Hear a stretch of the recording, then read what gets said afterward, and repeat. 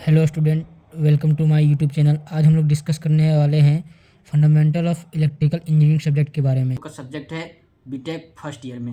या दोनों में पढ़ना पड़ेगा आपको, सेमेस्टर 1 और सेमेस्टर 2 में जैसे आपका डिवाइड होगा।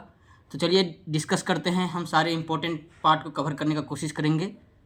ठीक है, देखते हैं आप लोग का सारा इंपॉर्टेंट क्वेश्चन इसमें कवर हो जाएगा। पहला टॉपिक आता है व्हाट इज एक्टिव और पैसिव एलिमेंट। ये 2 नंबर का क्वेश्चन है जो कि लगभग साल पूछा गया है। तो एक्टिव एलिमेंट्स क्या होता है? एक्टिव एलिमेंट्स वो कंपोनेंट्स होता है जो कि सर्किट में एनर्जी को सप्लाई कर सकता है, ठीक है, करता है। जैसे तुम्हारा हो गया वोल्टेज सोर्स, करंट सोर्स। और पैसिव एलिमेंट्स वो हो गया जो सर्किट को एनर्जी प्रोवाइड नहीं करता है बट कि एब्जॉर्ब और स्टोर करता है। चलिए देखते हैं। Active elements are the components that can supply energy to a circuit. जैसे कि हमने अभी आपको बताया कि ये सर्किट जो है एनर्जी को सिर्फ सप्लाई करता है, ठीक है। वोल्टेज सोर्स, करंट सोर्स इसका एग्जांपल हो गया। Passive elements are the component that can not supply energy to a circuit, they can only absorb and store energy. Example resistor, capacitor, inductor. ये 2 मार्क्स का question है, लगभग साल आपका पूछा गया है। नेक्स्ट क्वेश्चन की ओर बढ़ते हैं। Define mesh and loop. Loop जो होता है एक क्लोज पाथ होता है और मेश भी क्लोज पाथ होता है, ठीक है। मेश जो होता है वो शॉर्टेस्ट क्लोज पाथ होता है और हम लूप में क्या करते हैं कि पूरा कंटेंट को लेकर चलते हैं। और मेश जो होता है वो मेश अलग एक और लूप नहीं कंटेंट कर सकता है, वो सिंगल सिर्फ रहेगा, ठीक है। देखते हैं। ये mesh loop is a close path. जैसा कि आपने बताया कि क्लोज पाथ होता है in a circuit that content no other close path. जैसे कि इसमें देख सकते हैं ये एक सर्किट है हमारा, इसमें ये BEF ये मेरा शॉर्टेस्ट क्लोज पाथ हो गया, एक BCDE एक शॉर्टेस्ट क्लोज पाथ हो गया। और लूप में क्या करेंगे, ये BCDEF, ठीक है, समझ गए। जैसा कि हमने अभी एग्जांपल पढ़ा रजिस्टर, कैपेसिटर, इंडक्टर्स, इसको अभी आगे डिस्कस करने वाले हैं। Defined bilateral elements and unilateral element. ये भी आपका 2 मार्क्स में पूछा जाता है क्वेश्चन। तो जानेंगे बायलेटरल एलिमेंट्स होता क्या है। ये वैसा एलिमेंट्स है जो दोनों दिशाओं से करंट को प्रवाहित होने की अनुमति देता है। और यूनिलैटरल एलिमेंट्स है कि सिंगल डायरेक्शन में, ओनली वन डायरेक्शन में प्रवाहित होने की अनुमति देता है। जैसा कि देखते हैं, elements which allow current to flow from both direction are known as bilateral elements. और एग्जाम्पल रेजिस्टेंस हो गया। Unilateral elements which allow current to flow only from one direction. जैसा कि अभी बताया कि ये दोनों डायरेक्शन में फ्लो करेगा, ये वन डायरेक्शन में से फ्लो करेगा। इसका एग्जांपल डायोड हो गया। एग्जांपल इसका देखे थे रेजिस्टेंस। तो रेजिस्टेंस होता क्या है? रेजिस्टेंस किसी कंडक्टर का वह गुण है जो उसमें फ्लो होने वाली इलेक्ट्रिक करंट में रुकावट डालता है, ठीक है। और डायोड तो ऐसे ही सिंपल से समझ लीजिए कि ये एक इलेक्ट्रिक कंपोनेंट है जो इलेक्ट्रिक करंट को केवल एक ही दिशा में फ्लो करता है, वही डायोड होता है। नोड एंड जंक्शन को डिफाइन करते हैं। नोड होता क्या और जंक्शन क्या होता है? नोड वह एक पॉइंट है जहां 2 या 2 से अधिक एलिमेंट्स आके मिलते हैं। और जंक्शन में होता है कि 3 या 3 से अधिक एलिमेंट्स आके मिलते हैं। जैसे कि देखते हैं, node is a point where 2 और मोर एलिमेंट्स मीट्स। जैसे कि ये एक मेरा एक ये पॉइंट हो गया और ये हो गया।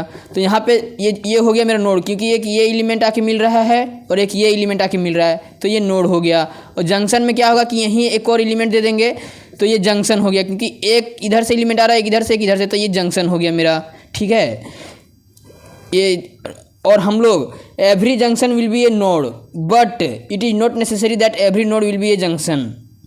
मतलब जंक्शन जो है नोड हो सकता है लेकिन नोड जो है जंक्शन नहीं हो सकता है। Defined KVL and KCL। ये 2 मार्क्स में भी पूछा जाता है और 7 मार्क्स में भी पूछा जाता है। 2 मार्क्स में आपको पूछेगा डिफाइंड KVL एंड KCL और 7 मार्क्स में पूछेगा डिफाइंड KVL KCL और विथ न्यूमेरिकल आएगा, जो कि हम लोग आगे पढ़ेंगे। किरचॉफ्स वोल्टेज लॉ, जिसको हम किरचॉफ सेकंड लॉ के नाम से जानते हैं, ये होता है कि algebraic sum of all voltage is equal to 0, ठीक है। जैसे हम देखते हैं KVL state that the sum of voltage change around close loop is 0। जैसे कि इसका पूरा अलजेब्रिक सम 0 हो जाया करता है।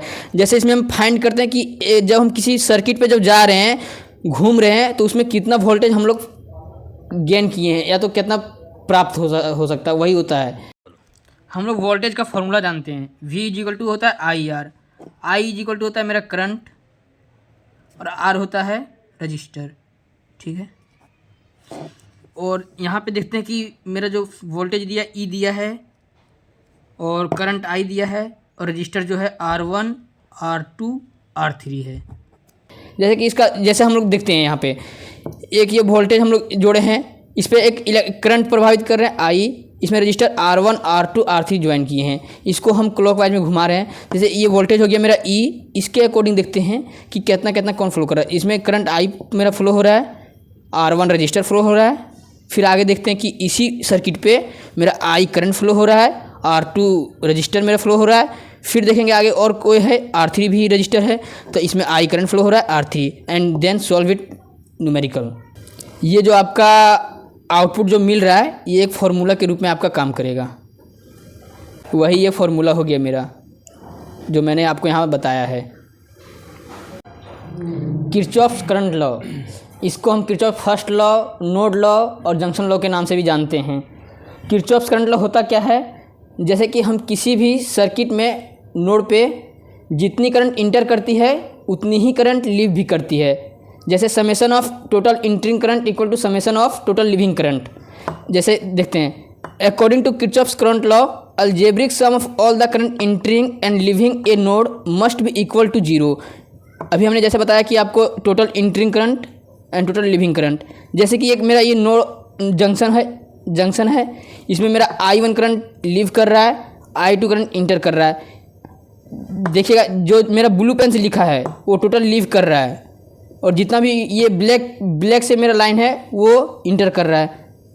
तो फॉर्मूला बनता है total leaving current equal to total entering current. जैसे I3 मेरा लीव कर रहा है, I1 लीव कर रहा है और I5 भी लीव कर रहा है, इक्वल टू I2 मेरा इंटर कर रहा है, I4 इंटर कर रहा है और I6 भी इंटर कर रहा है। अभी इससे बेस्ट सारे न्यूमेरिकल हम लोग आने वाले लेक्चर में करेंगे।